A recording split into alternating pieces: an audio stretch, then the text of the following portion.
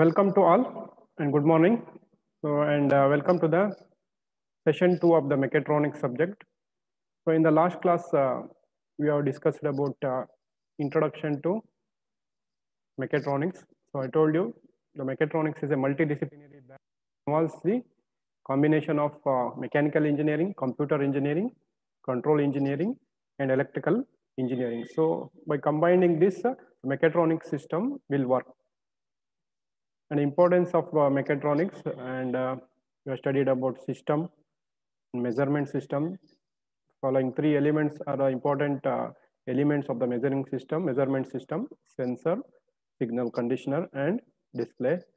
Similarly, control system we have discussed, and that we have discussed open loop and closed loop. So I told you the difference between open loop and closed loop. Open loop, there is no feedback signals. Whatever the input, according to the input, the output will come.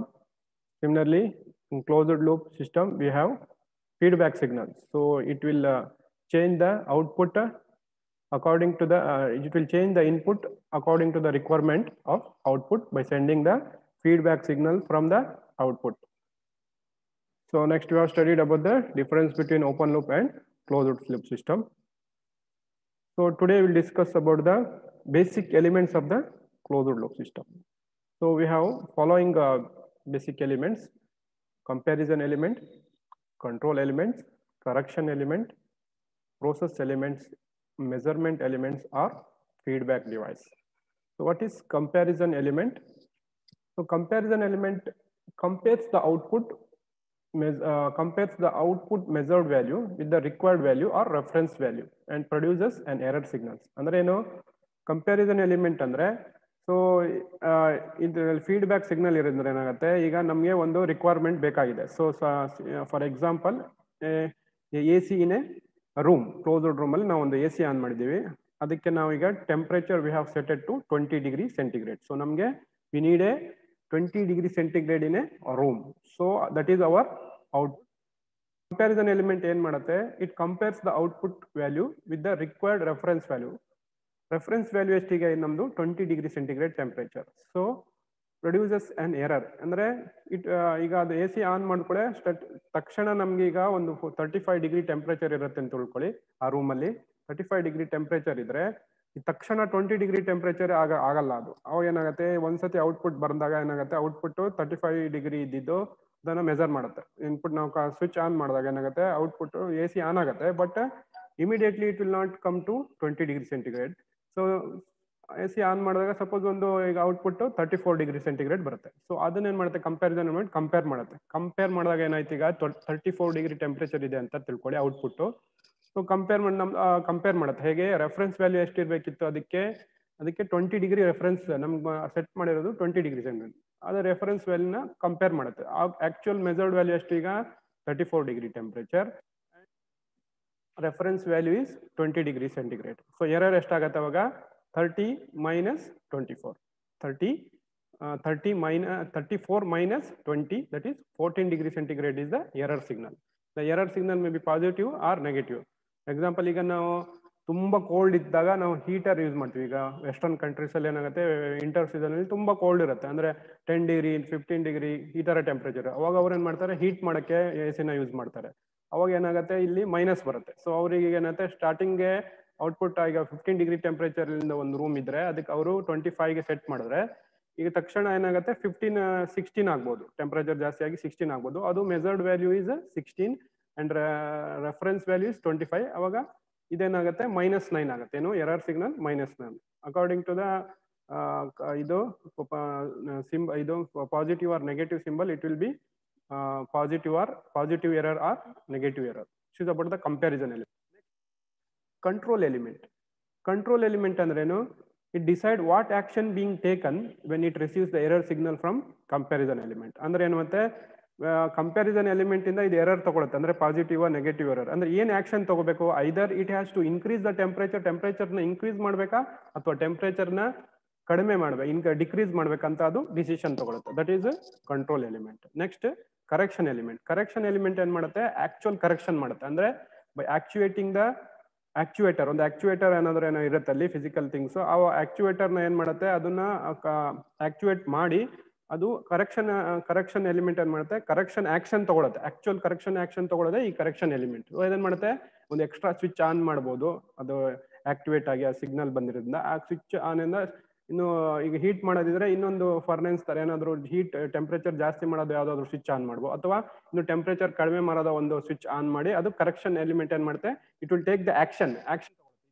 ಇದೇನೆಲ್ಲ ಎಲ್ಲ ಇದು error ನ find out ಮಾಡೋದು and action ಏನ್ ತಗೋಬೇಕಂತ decide ಮಾಡೋದು. ಈ correction element ಏನಂದ್ರೆ it will take actual action. Actual action ತಗೊಳ್ಳೋದು correction element. Next process element. Process element ಅಂದ್ರೆ ಏನು, ನಾವು ಏನನ್ನ ಪ್ರೋಸೆಸ್ ಮಾಡ್ತಾ ಇದೀವಿ ಅದು ಪ್ರೋಸೆಸ್ ಎಲಿಮೆಂಟ್. ಎಕ್ಸಾಂಪಲ್, ಈಗ ನಾವು ರೂಮ್ ಟೆಂಪರೇಚರ್ ಕಂಟ್ರೋಲ್ ಮಾಡಿದೀವಿ, ಅದೇ ಪ್ರೋಸೆಸ್ ಎಲಿಮೆಂಟ್. ಅಂದ್ರೆ ಯಾವ್ದನ್ನ ನಾವು ಕಂಟ್ರೋಲ್ ಮಾಡ್ತಾ ಇದೀವಿ, ಒಂದು ರೂಮ್ ಟೆಂಪರೇಚರ್ನ, that is a process element. Similarly feedback device ಅಂದ್ರೆ this measures the processed variable to give the signal to the this measures the processed variable to give the feedback signal about the actual value of the controller. ಅಂದ್ರೆ ಇದು feedback signal ಅಂದ್ರೆ ಅದೇ, ಅಂದ್ರೆ output ಅಲ್ಲಿ measure ಮಾಡಿ ಅದಕ್ಕೆ action ಕೊಡೋ, ಅಂದ್ರೆ ಏನ್ ಆಕ್ಷನ್ ತಗೋಬೇಕಂತ ಕಂಟ್ರೋಲ್ ಎಲಿಮೆಂಟ್ ಗೆ ಹೇಳತ್ತಿದ್ದು ಏನು feedback signal. Feedback signal actual ಆಗಿ ನಾವು ಹಿಡಿದ ಔಟ್ಪುಟ್ ಆದ್ಮೇಲೆ ಅದು ಮೆಜರ್ ಮಾಡುತ್ತೆ ಏನ್ ಕಂಡೀಷನ್ ಇದೆ ಅಂತ, ಅದೇ ಸಿಗ್ನಲ್ ಕಳ್ಸೋದು ಏನಿದೆ ಔಟ್ಪುಟ್ ಏನಿದೆ, ಅದೇ feedback device.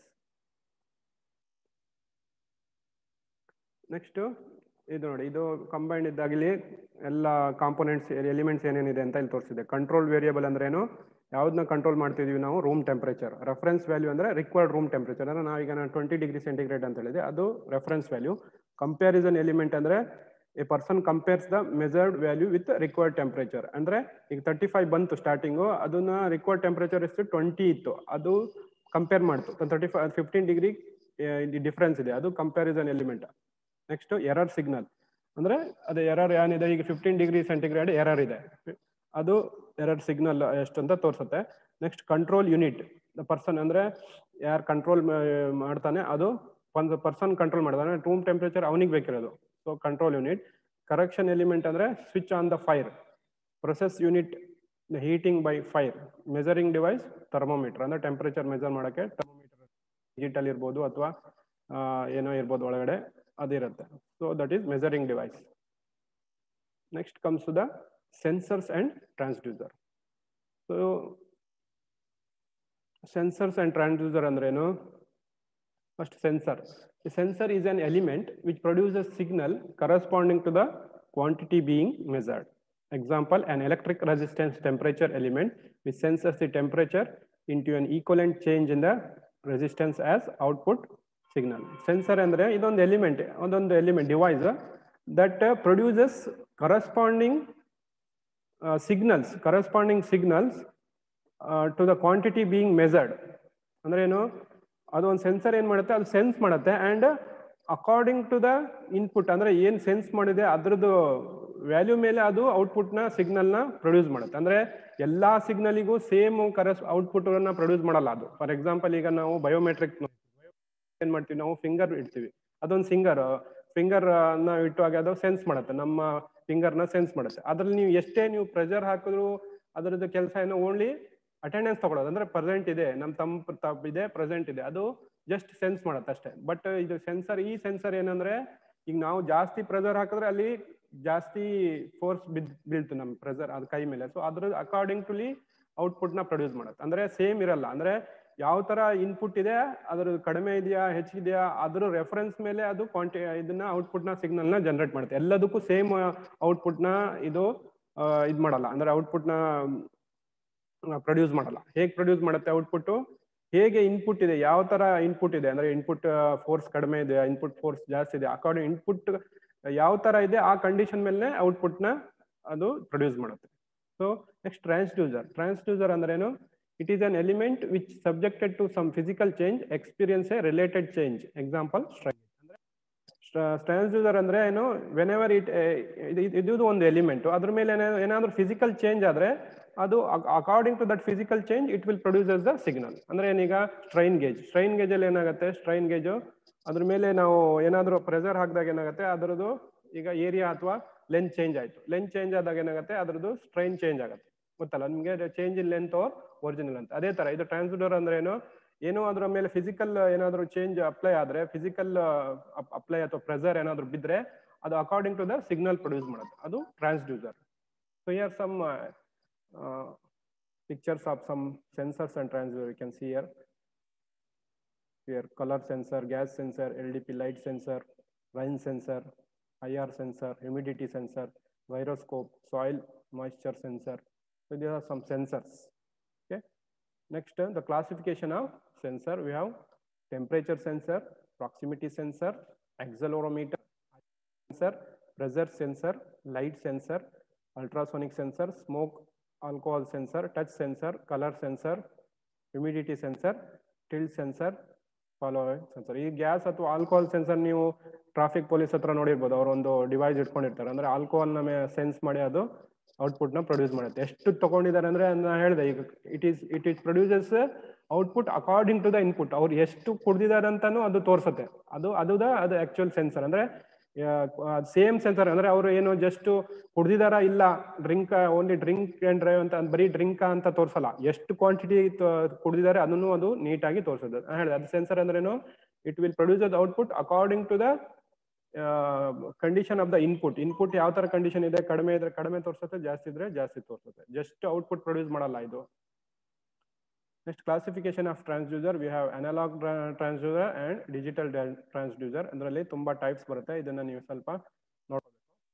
Next, performance terminology in sensors and transducer. ಅಂದ್ರೆ ಏನು ಪರ್ಫಾರ್ಮೆನ್ಸ್ ಯಾವ ತರ ಇರುತ್ತೆ, ಪರ್ಫಾರ್ಮೆನ್ಸ್ ನ ಮೆಜರ್ ಮಾಡಕ್ಕೆ ಸಮ್ ಟರ್ಮಿನಾಲಜೀಸ್ ಇದೆ, ಅದರ ಬಗ್ಗೆ ನಾವು ಇವತ್ತು ಈಗ ಡಿಸ್ಕಸ್ ಮಾಡುವ. So first is range and span. Range ಅಂದ್ರೆ ಏನು, range defines the limits between which the input can vary. ಅಂದ್ರೆ ಎಷ್ಟು ಅದಕ್ಕೊಂದು ರೇಂಜ್ ಇರುತ್ತೆ. ಈಗ ನೀವು ಒಂದು ವೋಲ್ಟೇಜ್ ನೋಡಿದ್ರೆ 0 to 230 ವೋಲ್ಟ್ ಅಂದ್ರೆ ಅದು ರೇಂಜ್. ಅಂದ್ರೆ ಅಷ್ಟೇ ರೇಂಜ್ ಒಳಗೆ ಅದು ವೋಲ್ಟೇಜ್ ವರ್ಕ್ ಆಗುತ್ತೆ. ಜಾಸ್ತಿ ವೋಲ್ಟೇಜ್ ಕೊಟ್ರೆ ಅದು ತಗೊಳಲ್ಲ. ಅದೇ ತರ ಇದಕ್ಕೂ ಎಲ್ಲ ಸೆನ್ಸರ್ ಟ್ರಾನ್ಸ್ಡ್ಯೂಸರ್ಗೂ ಒಂದು ರೇಂಜ್ ಇರುತ್ತೆ. ಎಕ್ಸಾಂಪಲ್ ಇಲ್ಲಿ ನೋಡಿ, ಇದು ರೇಂಜ್ 0 to 50 ಕಿಲೋ ನ್ಯೂಟನ್ ಒಳಗೆ ಒಂದು ಲೋಡ್ ತಗೋಬಹುದು, ಅದು ಅದರದ್ದು ರೇಂಜ್. ಅದಕ್ಕಿಂತ ಜಾಸ್ತಿ ನ್ಯೂಟನ್ 60 ನ್ಯೂಟನ್ ಕಿಲೋ ನ್ಯೂಟನ್ ಅಂದ್ರೆ ಅದು ತಗೊಳಲ್ಲ, ಯಾಕಂದ್ರೆ ಅದರ ರೇಂಜ್ ಇಷ್ಟೇ 0 to 50 ಕಿಲೋ ನ್ಯೂಟನ್. ಅದೇ ತರ ಸ್ಪ್ಯಾನ್ ಅಂದ್ರೆ it is the difference between the maximum value of the input and minus minimum value. ಇಲ್ಲಿ ರೇಂಜ್ ಅಂದ್ರೆ ಈಗ ನೀವು ಎಕ್ಸಾಂಪಲ್ ಒಂದು ನೀವು ಈಗ ಇದು ನೋಡಿರ್ಬೋದು, ಯಾವುದು ಮೈಕ್ರೋಮೀಟರ್ 25 ಅಂತ ಇರುತ್ತೆ. ಅಂದ್ರೆ ಏನು, it can measure from 0 mm to 25 mm, ಅದು ರೇಂಜ್. ಇಲ್ಲಿ ಸ್ಪ್ಯಾನ್ ಅಂದ್ರೆ ಏನು, the difference between maximum limit of size and minimum size. Maximum limit of size ಅಷ್ಟು 25, ಮಿನಿಮಮ್ ಲಿಮಿಟ್ ಆಫ್ ಸೈಜ್ ಅಷ್ಟು 0. So 25 minus 0 is 25, that is the span. ಇಲ್ಲಿ 0 to 50 kilonewton range ಇದೆ. So ಇದ್ರ span ಎಷ್ಟಾಗುತ್ತೆ, 50 minus 0, 50 kilonewton is its span. Error ಅಂದ್ರೇನು, is the difference between the result of the measurement and the true. ನಾ ಹೇಳ್ದಲ್ಲ, ಎಷ್ಟು measurement ಅಂದ್ರೆ actual output ಎಷ್ಟಿದೆ ಅಂಡ್ ನಮ್ಗೆ ಎಷ್ಟು ಬೇಕಾಗಿತ್ತು ಅದು ಮೈನಸ್ ಮಾಡಿದ್ರೆ ಅದೇ ನಮ್ಗೆ ಎರರ್ ಸಿಗ್ನಲ್. ಅಂದ್ರೆ ಇಲ್ಲಿ ನೋಡಿ, if the measure temperature is 25 degree and actual is 25 degree, then the error ಅಂದ್ರೆ ನಮ್ಗೆ 24 ಡಿಗ್ರಿಗೆ ನಾವು AC ನ ಸೆಟ್ ಮಾಡಿರ್ತೀವಿ. ಓಕೆ, AC ನ ಎಷ್ಟಕ್ಕೆ ಸೆಟ್ ಮಾಡಿರ್ತೀವಿ, 24 ಡಿಗ್ರಿ ಟೆಂಪರೇಚರ್. ಮೆಜರ್ಡ್ ಔಟ್ಪುಟ್ ಎಷ್ಟು ಬರ್ತಾ ಇದೆ, 25 ಡಿಗ್ರಿ ಟೆಂಪರೇಚರ್ ಬರ್ತಾ ಇದೆ. ಸೊ ಎರರ್ ಎಷ್ಟಾಗುತ್ತೆ, 25 minus 24 is 1 degree centigrade is error. Next, accuracy. Is the extent to which the value indicated by the measurement system might be wrong. ಅಂದ್ರೆ ಏನು, every measuring instrument same result ನ ಕೊಡಲ್ಲ, ಅದರಲ್ಲಿ ಸ್ವಲ್ಪ error ಇರುತ್ತೆ. ಆ error ನ ಅಲ್ಲಿ ಇದ್ರ ಮೇಲೆ ಮೆನ್ಷನ್ ಮಾಡಿರ್ತಾರೆ. ಅಂದ್ರೆ +or-0.2, ಇಲ್ಲಿ ನೋಡಿ +or-0.2 ಡಿಗ್ರಿ ಸೆಂಟಿಗ್ರೇಡ್ ಅಂತ ಕೊಟ್ಟಿದ್ದಾರೆ ಒಂದು ಎರರ್. ಅಂದ್ರೆ ಏನು, ಈಗ 25 ಬಂತಂದ್ರೆ ಈಗ ಒಂದು ಅಕ್ಯುರೇಸಿ ಅಂದ್ರೆ ಈಗ ಒಂದು ಟೆಂಪರೇಚರ್ 25 ಡಿಗ್ರಿ ಸೆಂಟಿಗ್ರೇಡ್ ಅಂತ ಬಂತು. ಬಟ್ ಆ 25 degree centigrade is not the accurate value. It's accuracy ಇಲ್ಲಿ +or- ಆ ಇನ್ಸ್ಟ್ರೂಮೆಂಟ್ ಅಲ್ಲಿ ಬರ್ದಿರ್ತಾರೆ +or-22 ಡಿಗ್ರಿ ಸೆಂಟಿಗ್ರೇಡ್. ಅಂದ್ರೆ ಅದ್ರ ವ್ಯಾಲ್ಯೂ ಆ ಮೆಜರ್ಡ್ ವ್ಯಾಲ್ಯೂ ಎಷ್ಟಿರ್ಬೋದು, 24.98 ಇಂದ 25.02 ವರೆಗೆ ಇರ್ಬೋದು. ಅಷ್ಟರೊಳಗೆ ಒಂದು ಆಕ್ಚುಯಲ್ ವ್ಯಾಲ್ಯೂ ಇದೆ, ಎಕ್ಸಾಕ್ಟ್ 25 ಅಲ್ಲ ಅದು. ಅಷ್ಟು ಅದಕ್ಕಂದ್ರೆ ಅದ್ರ ಅಕ್ಯುರೇಸಿ ಅಷ್ಟಿದೆ. ಅಂದ್ರೆ ಎಲ್ಲಾ instrument cannot give accurate result. ಅಂದ್ರೆ ಎಕ್ಸಾಕ್ಟ್ ರಿಸಲ್ಟ್ ನ ಇದು ಯಾವುದೇ ಇನ್ಸ್ಟ್ರೂಮೆಂಟ್ ಕೊಡೋಕ್ಕಾಗಲ್ಲ. ಅದಕ್ಕೊಂದು ಆ ಇನ್ಸ್ಟ್ರೂಮೆಂಟ್ ಮೇಲೆ ಆ ಸೆನ್ಸರ್ಸ್ ಮೇಲೆ ಬರ್ದಿರ್ತಾರೆ. ಅಂದ್ರೆ +or-2 ಡಿಗ್ರಿ ಸೆಂಟಿಗ್ರೇಡ್ ಅಂದ್ರೆ ಈಗ 2 ಡಿಗ್ರಿ ಸೆಂಟಿಗ್ರೇಡ್ 0.2 ಅಲ್ಲ, ಇದು 2 ಡಿಗ್ರಿ ಸೆಂಟಿಗ್ರೇಡ್ ಅಂದ್ರೆ ಈಗ ಅದು 25 ಆಕ್ಚುಯಲ್ ಔಟ್ಪುಟ್ ಬಂದ್ರೆ ಅದು 25ನೇ ಆಗಿರಲ್ಲ, ಅದು ಇಟ್ ಮೇ ಬಿ 23 ಇಂದ 27 ಆಗಿರ್ಬೋದು. ಯಾಕಂದ್ರೆ ಪ್ಲಸ್ ಅಂದ್ರೆ 25ಗೆ ನೀವು ಎರಡು ಆಡ್ ಮಾಡಿದ್ರೆ 27 ಆಗುತ್ತೆ, ಮೈನಸ್ ಅಂದ್ರೆ -25 ಇಂದ ಮೈನಸ್ ಮಾಡಿ 23 ಆಗುತ್ತೆ. ಸೊ ಆ ವ್ಯಾಲ್ಯೂ ಬಂದಿರೋದು ವ್ಯಾಲ್ಯೂ ಅದು ಅಕ್ಯುರೇಟ್ 25 ಬಂದ್ರೆ ಅದು ನಾಟ್ ಅಕ್ಯುರೇಟ್. ಅಕ್ಯುರೇಟ್ ಅಂದ್ರೆ ಅಕ್ಯುರೇಸಿ ಅದ್ರದ್ದು ಎಷ್ಟಿರುತ್ತೆ ಅಂದ್ರೆ ಆ ಟೆಂಪರೇಚರ್ 23 ಇಂದ 27 ವರೆಗೆ ಇರ್ಬೋದು. That is about the accuracy. ಅಂದ್ರೆ extent to with the indicated by the measurement system might be wrong. ಎಷ್ಟುವರೆಗೆ ರಾಂಗ್ ಇರ್ಬೋದು ಅಂತ ಅಂದ್ರೆ ರಾಂಗ್ ಇರುತ್ತೆ 2 to 3 ಡಿಗ್ರಿ ಸೆಂಟಿಗ್ರೇಡ್ 4 ಡಿಗ್ರಿ 23 ಇಂದ 27 ವರೆಗೆ ಅದು ಕೊಡತ್ತೆ. ಸೊ ಅಲ್ಲಿವರೆಗೆ ಅದು ರಾಂಗ್ ಇರ್ಬೋದು. So next sensitivity. Sensitivity is the relationship indicating how much output you get of input. ಅಂದ್ರೆ ಒಂದು ಯೂನಿಟ್ ಇನ್ಪುಟ್ ತಗೊಂಡ್ರೆ ಎಷ್ಟು ಔಟ್ಪುಟ್ ವೇರಿ ಆಗುತ್ತೆ, ಅದು ಸೆನ್ಸಿಟಿವಿಟಿ. ಇದನ್ನ ನಾವು ಇಲ್ಲೂ ಯೂಸ್ ಮಾಡ್ತೀವಿ. ಅಲ್ಲಿ ಟೆಂಪ್ರೇಚರ್, ಈಗ ಟೆಂಪ್ರೇಚರ್ ವೇರಿ ಆದಾಗ ಟೆಂಪ್ರೇಚರ್ ಫ್ರೀಕ್ವೆನ್ಸಿಗೂ ನಾವು ಸೆನ್ಸಿಟಿವಿಟಿ ಕೊಡ್ತೀವಿ. ಇಲ್ಲೇನು environment changes, the environment temperature are the fluctuation in the main voltage supply. Example, the pressure transducer may have the temperature sensitivity of plus or minus 0.1% of the reading per degree centigrade in temperature. Sensitivity is the relationship indicating how much output you get per unit of input.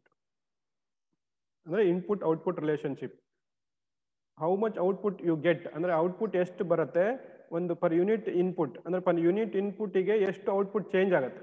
ಈಗ 1 degree centigrade ನಾವು very ಮಾಡಿದಾಗ ಅದರಲ್ಲಿ output ಎಷ್ಟು very ಆಗುತ್ತೆ, ಅದು sensitivity. So ಇಲ್ಲಿ temperature effect ಆದಾಗೂ ನಮಗೆ environment condition ಅಲ್ಲೂ ಸ್ವಲ್ಪ ಇನ್ಪುಟ್ ಅಲ್ಲಿ ಇನ್ಪುಟ್ ಚೇಂಜ್ ಮಾಡೋ 1 ಡಿಗ್ರಿ ಟೆಂಪರೇಚರ್ ಎಫೆಕ್ಟ್ ಇಂದನೂ ಟೆಂಪರೇಚರ್ ಜಾಸ್ತಿ ಇದ್ರೆ ಹೊರಗಡೆ ಅದರಿಂದನೂ ಸ್ವಲ್ಪ ಸೆನ್ಸಿಟಿವಿಟಿ ಅಂದ್ರೆ ಔಟ್ಪುಟ್ ಚೇಂಜ್ ಆಗುತ್ತೆ. ಸೊ ಅದನ್ನ ನಾವು ಸೆನ್ಸಿಟಿವಿಟಿ ಅಂತೀವಿ. So next historic error, hysteresis error. Hysteresis error is due to the fact that the transducer can give different output from the same value of the quantity being measured according to whether that value has been reached by a continuous increasing or decreasing change. It is the maximum difference in output for increasing and decreasing value. ಅಂದ್ರೆ ಇಲ್ಲಿ ನೋಡಿ, ಈಗ ಇಲ್ಲಿ graph ಅಲ್ಲಿ ಹೇಳಿದ್ದಾರೆ. ಅಂದ್ರೆ ನಾವು ಒಂದು ಟ್ರಾನ್ಸ್ಡ್ಯೂಸರ್ ಇದೆ, ಆ ಟ್ರಾನ್ಸ್ಡ್ಯೂಸರ್ ಅಲ್ಲಿ ನಾವು ಏನ್ ಮಾಡ್ತೀವಿ, ಇಲ್ಲಿ ಫಸ್ಟ್ ಇನ್ಕ್ರೀಸಿಂಗ್ ವ್ಯಾಲ್ಯೂ ಅಲ್ಲಿ ಕೊಟ್ಟು ಒಂದು ಇನ್ಪುಟ್, ಸಪೋಸ್ ಒಂದು 0, ಈಗ ಒಂದು 0 ಇಂದ ಸ್ಟಾರ್ಟ್ ಮಾಡ್ತೀವಿ. 1 ಡಿಗ್ರಿ ಟೆಂಪರೇಚರಿಗೆ ಇನ್ಪುಟ್ ಕೊಟ್ಟಾಗ ಎಷ್ಟು ಬರುತ್ತೆ, ಈಗ 1 2 3 4 ಹೀಗೆ error.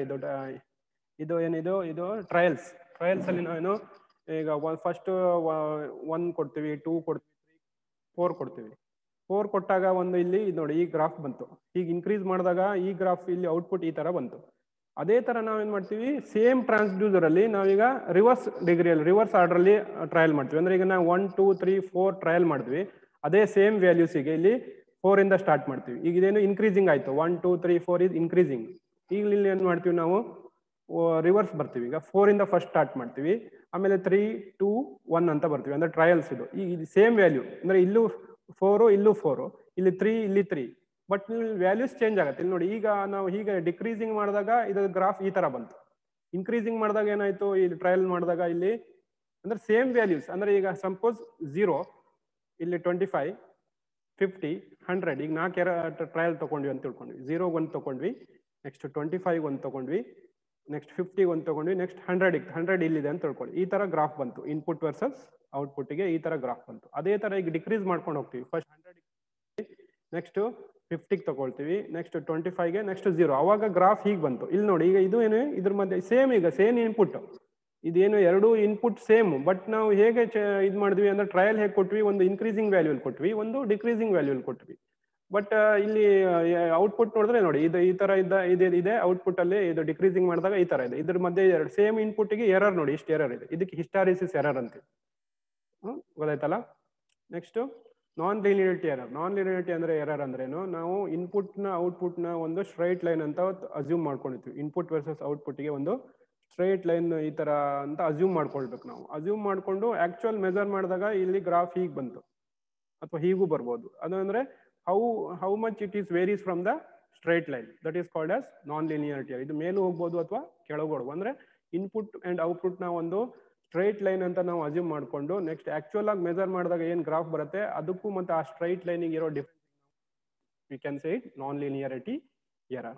Repeatability or reproducibility of a transducer are used to describe the ability to give the same output for a repeated application of the same input value. ಅಂದ್ರೆ ಏನು ರಿಪೀಟೆಡ್ ಔಟ್ಪುಟ್ ಅಂದ್ರೆ ಈಗ 25 degree ಟೆಂಪರೇಚರಿಗೆ ಇಟ್ಟು ನಾವು ಚೆಕ್ ಮಾಡಿದ್ವಿ. Next ಮತ್ತೆ ಅದೇ 25 ಸ್ವಲ್ಪ ಹೊತ್ತು ಬಿಟ್ಟು ಮತ್ತೆ 25 ಮತ್ತೆ 25 ಅಂದ್ರೆ 3-4 ಸತಿ ರಿಪೀಟೆಡ್ಲಿ ಅದನ್ನ 25 ಡಿಗ್ರಿ ಟೆಂಪರೇಚರ್ ಇದ್ದು ಮೆಜರ್ ಮಾಡಿ ಅದು ಎಷ್ಟು ಸೇಮ್ ಔಟ್ಪುಟ್ ಕೊಡ್ತಾ ಇದೆ ಅದು ರಿಪೀಟಬಿಲಿಟಿ. ಅಂದ್ರೆ ಸೇಮ್ ಔಟ್ಪುಟ್ ಎಷ್ಟು ಟೈಮ್ ಕೊಡ್ತು, ಈಗ 25 ಸೇಮ್ ಕೊಡೋದು, ಎಲ್ಲ ಸತಿನೂ ಸೇಮ್ ಕೊಡೋಲ್ಲ, ಸಮ್ ವೇರಿ ಆಗುತ್ತೆ. ಎಷ್ಟು ಟೈಮ್ ಅದು ಸೇಮ್ ಔಟ್ಪುಟ್ ಕೊಟ್ಟು ಅದಕ್ಕೆ ನಾವು ರಿಪೀಟಬಿಲಿಟಿ ಅಂತ ಹೇಳ್ತೀವಿ. ಅಂದ್ರೆ transducer are used to describe the ability to give the same output for repeated application of the same input value. It is usually expressed as percentage of the full output. ಅಂದ್ರೆ ಏನು ನಾವು same input ನ 4-5 ಸತಿ ಕೊಟ್ಟು ಎಷ್ಟು ಸತಿ ಅದು same output ಕೊಡುತ್ತೆ ಅಂತ ಚೆಕ್ ಮಾಡೋದು. ಅಂದ್ರೆ ಎಷ್ಟು ಸತಿ ಸೇಮ್ ಔಟ್ಪುಟ್ ನ ಪ್ರೊಡ್ಯೂಸ್ ಮಾಡ್ತು, ಅದು ಎಲ್ಲ ಸತಿ ಯೂಸ್ ಮಾಡಲ್ಲ, ಸ್ವಲ್ಪ ಟೈಮ್ ಎರರ್ ಬರುತ್ತೆ. ಅದು ಎಷ್ಟು ಸತಿ ಕೊಡ್ತು ಅದು ಆ ಪರ್ಸೆಂಟೇಜ್ ಅಲ್ಲಿ ಕನ್ವರ್ಟ್ ಮಾಡಿ ಅದಕ್ಕೆ ರಿಪೀಟಬಿಲಿಟಿ ಕೊಡ್ತೀವಿ ನಾವು. Next stability of the transducer is ability to give the same output when used to measure the constant input value over the period of time. ಅಂದ್ರೆ ಈ ಕಾನ್ಸ್ಟೆಂಟ್ ಈಗ ಇಟ್ಕೊಳ್ಳೋದು ಅಂದ್ರೆ 25 ಡಿಗ್ರಿ ಸೆಂಟಿಗ್ರೇಡ್ಗೆ ಇಟ್ಕೊಳ್ಳೋದು ಇನ್ಪುಟ್. 25 ಡಿಗ್ರಿಗೆ ಇನ್ಪುಟ್ ಕೊಟ್ಟು ಸ್ವಲ್ಪ ಟೈಮ್ ವೆಯ್ಟ್ ಮಾಡೋದು, 1 ಗಂಟೆ ಹಾಫ್ ಆನ್ ಅವರ್ ವೆಯ್ಟ್ ಮಾಡಿದಾಗ ಆ ಟ್ರಾನ್ಸ್ಡ್ಯೂಸರ್ ಎಷ್ಟರವರೆಗೆ ಸೇಮ್ ಔಟ್ಪುಟ್ ಕೊಡ್ತಾ ಇದೆ ನೋಡ್ಬೇಕು. ಅದು ಸ್ಟೆಬಿಲಿಟಿ. ಅಂದ್ರೆ ಎಷ್ಟೋ ಒಂದು ಅರ್ಧ ಗಂಟೆ ಆದ್ಮೇಲೆ ಅದು ಚೇಂಜ್ ಆಗುತ್ತೆ, ಅಥವಾ ಕಾಲ್ ಗಂಟೆಯಲ್ಲಿ ಆಗ್ಬಿಟ್ಟು ಚೇಂಜ್ ಮಾಡೋದು. ಅದು ಎಷ್ಟು ಎಲ್ಲಿಗೆ ಚೇಂಜ್ ಆಯ್ತು ಅದು ಅದರ ಸ್ಟೆಬಿಲಿಟಿನ ಡಿಸ್ಕ್ರೈಬ್ ಮಾಡುತ್ತೆ. Next drift. The term drift is used to describe change in the output occurs over the time, can be expressed in full range of output. Next, dead or band time. Dead band time of a transducer is the range of input values for which there is no output. ಅಂದ್ರೆ ಈಗ ಈ back clash ಅಂತ ಹೇಳ್ಬೋದು. ಈಗ lathe machine ಅಥವಾ ಯಾವುದಾದ್ರು ನೀವು ಒಂದು ಲಿವರ್ ಇದೆ, ಒಂದು ವೀಲ್ ಇದೆ, ಆ ವೀಲ್ನ ಈಗ ನೀವು ಫೀಡ್ ಕೊಡಕ್ಕೆ ರೊಟೇಟ್ ಮಾಡ್ತೀವಿ. ಫೀಡ್ ಕೊಡಕ್ಕೆ ರೊಟೇಟ್ ಮಾಡಿದಾಗ ನೀವು ಎಷ್ಟೋ ಹೀಗೆ ರೊಟೇಟ್ ಮಾಡ್ತೀರಾ, ಸ್ವಲ್ಪ ರೊಟೇಟ್ ಮಾಡ್ತೀರಾ, ಆದ್ರೂ ಅದು ಟೂಲ್ ಮುಂದೆ ಹೋಗಲ್ಲ. ಅದೇನಾಗೋದು ಬ್ಲ್ಯಾಕ್ ಕ್ಲಾಶ್. ಅಂದ್ರೆ ಅದು ಅದೇ ತರ ಇಲ್ಲೂ ಡೆಡ್. ಅಂದ್ರೆ ಟ್ರಾನ್ಸ್ಡ್ಯೂಸರ್ ಇದು ಏನಾಗುತ್ತೆ, ಇಲ್ಲೂ ಅಷ್ಟೇ ನೀವು ಇಲ್ಲಿ ಒಂದು ಸ್ಟಾರ್ಟಿಂಗ್ ಔಟ್ಪುಟ್ ಬರೋಕ್ಕೆ ಎಷ್ಟೋ ಒಂದು ಲಿಮಿಟ್ ಇರುತ್ತೆ. ಅದ್ರ ಮೇಲೆ ಅದು ಕ್ರಾಸ್ ಆದ್ರೆ ಮಾತ್ರ ಅದು ಔಟ್ಪುಟ್ ಕೊಡುತ್ತೆ. ಅಂದ್ರೆ ಈಗ ಸಪೋಸ್ ಈಗ 5 ಡಿಗ್ರಿ ಟೆಂಪರೇಚರ್ ವರೆಗೆ ಅದು ಔಟ್ಪುಟ್ ಏನು ಕೊಡೋದೇ ಇಲ್ಲ. ಸೊ 6 ಡಿಗ್ರಿ ಟೆಂಪರೇಚರ್ಗೆ ಔಟ್ಪುಟ್ ಕೊಡ್ಬೋದು. ಸೊ 0 to 5 ನೀವು ಚೇಂಜ್ ವೇರಿ ಮಾಡ್ತಾ ಇದ್ರು ನಿಮ್ಗೆ ಔಟ್ಪುಟ್ ಏನು ಬರಲ್ಲ. ಯಾಕಂದ್ರೆ ಅದ್ರದ್ದು ಡೆಡ್ ಅವ್ರ ಬ್ಯಾಂಡ್ ಟೈಮ್ ಅವರು ಡಿಸ್ಕ್ರೈಬ್ ಮಾಡಿರ್ತಾರೆ. ಅಂದ್ರೆ 5 ಡಿಗ್ರಿ ಟೆಂಪರೇಚರ್ ಮೇಲೇನೆ ಇದು ವರ್ಕ್ ಆಗತ್ತೆ ಅಂತ. ಸೊ ಅದು 5 ಡಿಗ್ರಿ ಟೆಂಪರೇಚರ್ ನಾನು ಹೇಳ್ತೀವಿ ಡೆಡ್ ಆರ್ ಬ್ಯಾಂಡ್ ಟೈಮ್. ಅಂದ್ರೆ ಏನಾಗುತ್ತೆ, 5 ಡಿಗ್ರಿ ಮೇಲೆ ಚೇಂಜ್ ಮಾಡಿದ್ರೆ ಅದಕ್ಕೆ ಔಟ್ಪುಟ್ ಬರುತ್ತೆ, ಇಲ್ಲ ಅಂದ್ರೆ ಬರೋದಿಲ್ಲ. ಅದಕ್ಕೆ ನಾವು ಡೆಡ್ ಬ್ಯಾಂಡ್ ಟೈಮ್ ಅಂತ ಕರಿತೀವಿ. Next, factors to be considered while selecting a particular type of sensor. So these are the some factors. ನಾವು ಯಾವುದೋ ಒಂದು ಸೆನ್ಸರ್ನ ಸೆಲೆಕ್ಟ್ ಮಾಡ್ತಾ ಏನೇನು ಫ್ಯಾಕ್ಟರ್ಸ್ನ ಕನ್ಸಿಡರ್ ಮಾಡಬೇಕು ಅಂತ. ಸೈಜ್ ಆಫ್ ದ ಡಿಸ್ಪ್ಲೇಸ್ಮೆಂಟ್, ಅಂದ್ರೆ ಎಷ್ಟು ಸೈಜ್ ಡಿಸ್ಪ್ಲೇಸ್ ಆಗ್ತಾ ಇದೆ. Next, whether displacement means linear, ಅಂದ್ರೆ ಲೀನಿಯರ್ ಆಗಿ ಡಿಸ್ಪ್ಲೇಸ್ಮೆಂಟ್ ಆಗ್ತಾ ಇದೆಯಾ ಅಥವಾ ರೊಟೇಟ್ ಆಂಗ್ಯುಲರ್ ಆಗಿ ಡಿಸ್ಪ್ಲೇಸ್ಮೆಂಟ್ ಆಗ್ತಿದೆಯಾ ನೋಡ್ಬೇಕು. ರೆಸೊಲ್ಯೂಷನ್ ರಿಕ್ವೈರ್ಡ್, ರೆಸೊಲ್ಯೂಷನ್ ಎಷ್ಟು ಬೇಕು ಅಂತ. ಅಕ್ಯುರೇಸಿ ರಿಕ್ವೈರ್ಡ್, ಎಷ್ಟು ಅಕ್ಯುರೇಸಿ ಇದೆ ಅಂತ. ಮೆಟೀರಿಯಲ್ ಆಫ್ ದ ಆಬ್ಜೆಕ್ಟ್, ಅಂದ್ರೆ ಯಾವುದು ಆಬ್ಜೆಕ್ಟ್ ನ ಮೆಜರ್ ಮಾಡೋ ಮೆಟೀರಿಯಲ್ ಯಾವುದು ಇದೆ, ಸ್ಟೀಲ್ ಇದೆಯಾ, ವುಡ್ ಇದೆಯಾ, ಪ್ಲಾಸ್ಟಿಕ್ ಇದೆಯಾ, ಅದನ್ನ ನೋಡ್ಕೊಳ್ಳೋದು. ನೆಕ್ಸ್ಟ್, ಕಾಸ್ಟ್ ಎಷ್ಟಿದೆ ಅಂತ ನೋಡ್ಕೋಬೇಕು. Next, first is displacement sensors. Displacement sensor ಅಂದ್ರೆ ಡಿಸ್ಟೆನ್ಸ್ ಲೆಂತ್ ಅಥವಾ ಆಂಗ್ಯುಲರ್ ಲೆಂತ್ ಇರ್ಬೋದು, ಅಥವಾ ಲೀನಿಯರ್ ಲೆಂತ್ ನ ಮೆಜರ್ ಮಾಡೋ ಸೆನ್ಸರ್ನ ನಾವು ಡಿಸ್ಪ್ಲೇಸ್ಮೆಂಟ್ ಸೆನ್ಸರ್ ಅಂತೀವಿ. It works on the principle of change in resistance of the wire with its length. Convert rotary or linear displacement into a voltage, measures angular position or linear position. It ಈ potential meter ಅಥವಾ displacement work ಆಗತ್ತಂದ್ರೆ change in the resistance of the wire with its length. Resistance ಅಂದ್ರೆ ನಿಮಗೆ ನೀವು electrical ಅಲ್ಲಿ subject ಅಲ್ಲಿ ಓದಿರ್ತೀರಿ. Resistance ಅಂದ್ರೆ ಏನು, opposition for the flow of current. So it is given by the formula rho L by A. Rho ಅಂದ್ರೆ ಏನು, specific resistance, specific resistance into L is length of the object, length of the component divided by area. R equal to ಏನು, resistance equals to ಏನು, ನಾ ಏನ್ ಬರೀಬಹುದು ಇಲ್ಲಿ ಹೀಗೆ, resistance is given by rho L by A. ನೋಡಿ ಇಲ್ಲಿ is resistance varies with the length. ಇಲ್ಲಿ ನಿಮಗೆ ಲೆಂತ್ ವೇರಿ ಆದ್ರೆ ಏನಾಗುತ್ತೆ, ಈಗ ಸಪೋಸ್ 50 mm ಲೆಂತ್ ಇತ್ತು, ನಾವು ಆ ರೆಸಿಸ್ಟೆನ್ಸ್ ನ ಸ್ಲೈಡ್ ಮಾಡ್ತೀವಿ, ರೆಸಿಸ್ಟೆನ್ಸ್ ಲೆಂತ್ ನ ಕಡಿಮೆ ಮಾಡ್ತೀವಿ. ಸ್ಲೈಡರ್ ಇಂದ ರೆಸಿಸ್ಟೆನ್ಸ್ ಲಾಸ್ಟ್ ವರೆಗೆ ಇಟ್ಟರೆ ಆ ಫುಲ್ ಲೆಂತ್ ಕನ್ಸಿಡರ್ ಮಾಡುತ್ತೆ ಕಾಂಪೋನೆಂಟ್ ಇಂದು. ಆ ಸ್ಲೈಡರ್ ನಾವು ವೇರಿ ಮಾಡಿದಾಗ ಆ ಲೆಂತ್ ರೆಸಿಸ್ಟೆನ್ಸ್ ಲೆಂತ್ ವೇರಿ ಆಯ್ತು. ಆ ಲೆಂತ್ ಎಷ್ಟಾಗಿದೆ 50 ಇದೆ ಸಪೋಸ್, ಈಗ 50 ಇದ್ದಾಗ ಒಂದು ರೆಸಿಸ್ಟೆನ್ಸ್ ಇತ್ತು. ಇಲ್ಲಿ ಈಗ ನಾವು 50 ಇದ್ದಿದ್ದು ಲೆಂತ್ ನ ಚೇಂಜ್ ಮಾಡಿದ್ರೆ 25 ಮಾಡಿದಾಗ ಏನಾಗುತ್ತೆ, ಈಗ ಇದೊಂದು ಸಪೋಸ್ 1 ಅಂತ ತಿಳ್ಕೊಳ್ಳಿ, 1 × 25 ಡಿವೈಡ್ ಏರಿಯಾ ಒಂದು 1 ಅಂತ ತಿಳ್ಕೊಳ್ಳಿ, 25 ಬಂತು. ಈಗ ಸಪೋಸ್ ಈಗ ಲೆಂತ್ ಈಗ 25 ಇದ್ರೆ, ಇದು 25 ಇದ್ರೆ ಲೆಂತ್ ಹೀಗೆ, ಇದು ಒಂದು ಅಂತ ತಿಳ್ಕೊಳ್ಳಿ, ಇದು ಒಂದು ರೋ ಒಂದು ರೋ ಅಂದ್ರೆ ಸ್ಪೆಸಿಫಿಕ್ ರೆಸಿಸ್ಟೆನ್ಸ್ ಒಂದು, ಏರಿಯಾ ಅಂದ್ರೆ ಒಂದು, ಇವೆರಡು ಕ್ಯಾನ್ಸಲ್ ಆಯ್ತು. ಈಗ ಬರೆಯೋದು ಇಲ್ಲಿ 25 ಇದೆ. ಈಗ ಇದೇ ತರ ನಮ್ಗೆ ಲೆಂತ್ ಚೇಂಜ್ ಆಗಿ 20, ಈಗ ರೆಸಿಸ್ಟೆನ್ಸ್ ಎಷ್ಟು ಬಂತು, ರೆಸಿಸ್ಟೆನ್ಸ್ 25 ಲೆಂತ್ ಇದ್ದಾಗ 25 ಬಂತು. ಇದೇ ತರ ನಾವೀಗ ಈ ಲೆಂತ್ ನ ವೇರಿ ಮಾಡಿ 20 ಮಾಡಿದಾಗ ಏನಾಗುತ್ತೆ, ಇದೆಲ್ಲ 1 ಇದರಿಂದ ರೆಸಿಸ್ಟೆನ್ಸ್ ಎಷ್ಟು ಬರುತ್ತೆ, 20 ಬರುತ್ತೆ. So resistance changes with the length. ಅದೇ ತರ ಇಲ್ಲಿ ನಾವು ಹೇಳ್ತಾ ಇರೋದು ನ್ಯೂ ಶೇರ್, ನಾವು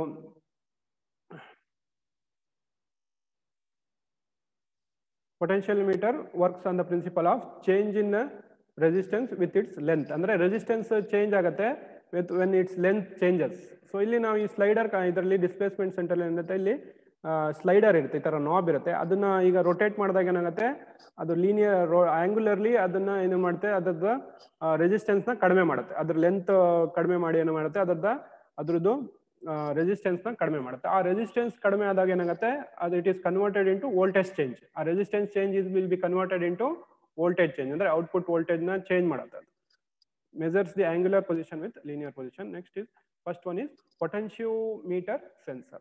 Potentiometer sensors ಅಂದ್ರೇನು, ಈ ತರ ಇರುತ್ತೆ, ಅಲ್ಲಿ ನೋಡಿದ್ರಲ್ಲ ಫಿಗರ್ ಅಲ್ಲಿ ಈ ತರ ನಾಬ್ ಇರುತ್ತೆ. ಇಲ್ಲಿ ಈ ನಾಬಿಗೆ ಏನಿರುತ್ತೆ, ಇಲ್ಲಿ 1 2 3 ಇದಿರುತ್ತೆ. ಸೊ ಇಲ್ಲಿ ನಾವು ವಿ ಕ್ಯಾನ್ ವೇರಿ, ಈ ನಾಬ್ ನ ರೊಟೇಟ್ ಮಾಡಿ ಅಂತ ನಾವು 1 2 3 ಆಗಿ ಚೇಂಜ್ ಮಾಡ್ಬೋದು. ಚೇಂಜ್ ಮಾಡಿದಾಗ ಏನಾಗುತ್ತೆ, ರೊಟೇಟ್ ಮಾಡುತ್ತೆ, ಅದರ ಒಳಗಡೆ ಇದ್ದಿದ್ದ ರೆಸಿಸ್ಟೆನ್ಸ್, ಆ ಎಲಿಮೆಂಟ್ ಇಂದ ರೆಸಿಸ್ಟೆನ್ಸ್ ಏನಾಗುತ್ತೆ, ಕಡಿಮೆ ಆಗುತ್ತೆ. ಆ resistance change will be converted into voltage change. ಈ ಸರ್ಕ್ಯೂಟ್ ಇಲ್ಲಿ ನೋಡಿರ್ತೀರಾ, ಇದು ಕಾನ್ಸ್ಟೆಂಟ್ ವೋಲ್ಟೇಜ್ ನ ಇದಕ್ಕೆ ಸಪ್ಲೈ ಮಾಡ್ತಾರೆ. ಕಾನ್ಸ್ಟೆಂಟ್ ವೋಲ್ಟೇಜ್ ನ ಈ ಸೆನ್ಸರ್ ಸಪ್ಲೈ ಮಾಡ್ತೀವಿ. 1 2 3 ಏನಿದೆ, ಇದು source voltage, constant source voltage. ಇಲ್ಲಿ ಇದು ಸ್ಲೈಡರ್. ಈ ಸ್ಲೈಡರ್ ಅಂದ್ರೆ ಇದು ರೊಟೇಷನ್, ಇದು ರೊಟೇಟ್ ಮಾಡಿದಾಗ ಈ ಸ್ಲೈಡರ್ ಏನಾಗುತ್ತೆ, ಇಲ್ಲಿ ನೋಡಿದ್ರೆ ಯಾರೋ ಮೇಲೆಯಿಂದ ಕೆಳಗೆ ಹೋಗುತ್ತೆ ಹೀಗೆ. ಈ ಸ್ಲೈಡರ್ ಇಲ್ಲಿ ಫುಲ್ ಲೆಂತ್ ಕವರ್ ಮಾಡಿದಾಗ ಏನಾಗುತ್ತೆ, ಈ ಸೋರ್ಸ್ ವೋಲ್ಟೇಜ್ ಮತ್ತೆ ಲೋಡ್ ವೋಲ್ಟೇಜ್, ಔಟ್ಪುಟ್ ವೋಲ್ಟೇಜ್, ಇದು ಇನ್ಪುಟ್ ವೋಲ್ಟೇಜ್, ಇದು ಔಟ್ಪುಟ್ ವೋಲ್ಟೇಜ್.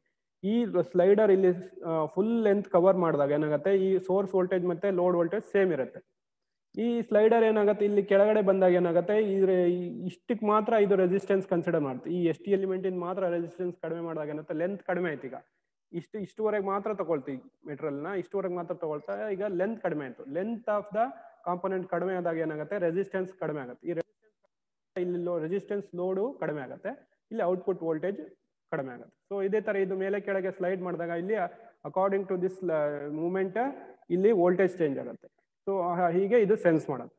ಇಲ್ಲಿ ನಾವು ಇದನ್ನ ಒಂದು ಯೂಟ್ಯೂಬ್ ವಿಡಿಯೋ ಇದೆ, ಅದನ್ನ ನೋಡ್ರೆ ನಿಮ್ಗೆ ನೀಟಾಗಿ ಅರ್ಥ ಆಗುತ್ತೆ.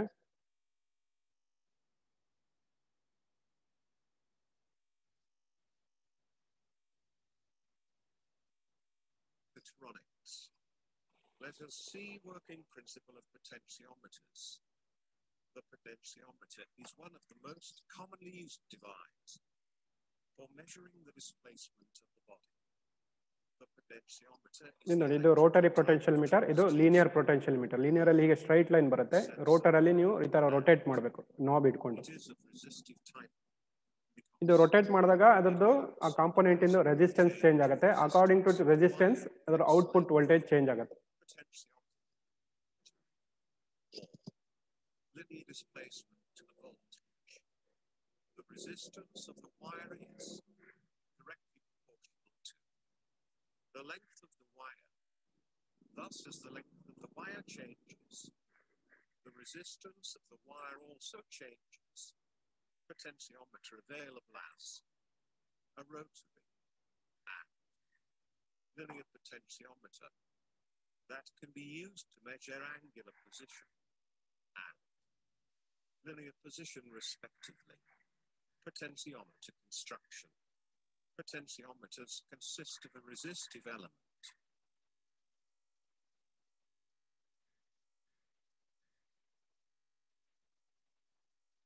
a sliding contact, or called as wiper, that moves along the element, making good electrical contact with one part of it. Electrical terminals at each end of the element. ರಾಬ್ rotate ಮಾಡಿದಾಗ ಇಲ್ಲಿ ಸ್ಲೈಡರ್ ಈ ತರ very ಆಗುತ್ತೆ. ಈ slider very ಮಾಡಿದಾಗ ನೋಡಿ ಈ ತರ ಸ್ಲೈಡ್ ಇಲ್ಲಿ ಇದ್ರದ್ದು ಈ ತರ ಇಲ್ಲಿ ಇದ್ದಾಗ 0 ಇದು ಈ ತರ ತಿರುಗಿಸಿದಾಗ ಏನಾಗುತ್ತೆ ಇದ್ರ ಎಲಿಮೆಂಟ್ ಇಂದ ರೆಸಿಸ್ಟೆನ್ಸ್ ಕನ್ಸಿಡರ್ ಮಾಡ್ತಾ ಹೋಗುತ್ತೆ. ಇಲ್ಲಿ ಹೋದ್ರೆ ಮ್ಯಾಕ್ಸಿಮಮ್ ಇದು ಅಂದ್ರೆ ಫುಲ್ ಲೆಂತ್ ಇಂದು ರೆಸಿಸ್ಟೆನ್ಸ್ ತಗೊಳುತ್ತೆ, ಔಟ್ಪುಟ್ ಸೇಮ್ ಇರುತ್ತೆ ನೋಡಿ. ಇದು ಸ್ಲೈಡ್ ರೊಟೇಟ್ ಮಾಡಿದಾಗ ಈ ತರ ರೆಸಿಸ್ಟೆನ್ಸ್ ವೇರಿ ಆಗುತ್ತೆ. ಇಲ್ಲಿ ಲೀನಿಯರ್ ಅಲ್ಲಿ ಈ ತರ ಇದು ಲೀನಿಯರ್ ಇದು ರೋಟರ್ ಇದು. Also changes, so the resistance between the fixed point and the slider changes. Due to this, the voltage VO across these points also changes. The change in voltage or the resistance is proportional to the change in the displacement of the body. Thus, the voltage change indicates the displacement of the body. The potentiometer can be used for the measurement of translation as well as rotational displacement. Since these potentiometers work on the principle of resistance, they are also called as the resistive potentiometers. As per the resistance law of the conductor AC changes as the length of the wire AC changes. Accordingly, the output voltage VO between A and C also changes. The point C is the slider, whose position is changed by the operator, or input source voltage, by motion of the body, whose displacement is to be measured. The relationship between the length of the conductors and the voltage across them can be expressed as VO divided by VS is equal to IC divided by A. Advantages of the potentiometer are: 1. Potentiometer are easy to use.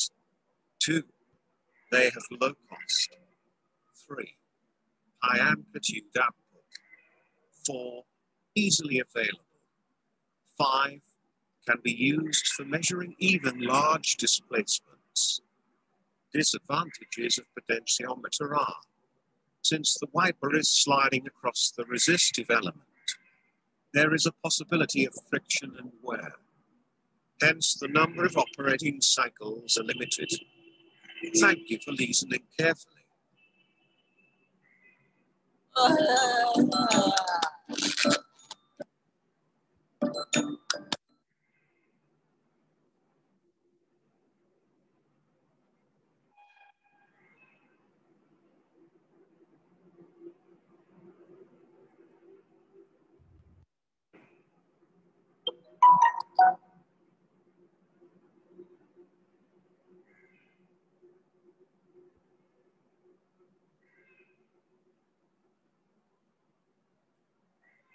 So this is about potentiometer sensor. It works on change in resistance with the change in with length. In the length change agata, idar resistance change agate. Adhe tara ee slider inda en martivi navu aa length na consider martivi. Andre adar resistance na length ನಾವು vary ಮಾಡಿದಾಗ ಏನಾಗುತ್ತೆ, length vary ಮಾಡಿದಾಗ ಏನಾಗುತ್ತೆ, ಅದರ resistance change ಆಗುತ್ತೆ. According to that ಅದನ್ನ connect voltage ಗೆ output voltage connect ಮಾಡ್ತೀವಿ. ಹೇಗೆ resistance change ಆದಾಗ ಏನಾಗುತ್ತೆ, ಅದರದು output according to that resistance change output to vary ಆಗುತ್ತೆ. So it works on that principle. So next is strain gauge element. Strain gauge element is a transducer. I had there.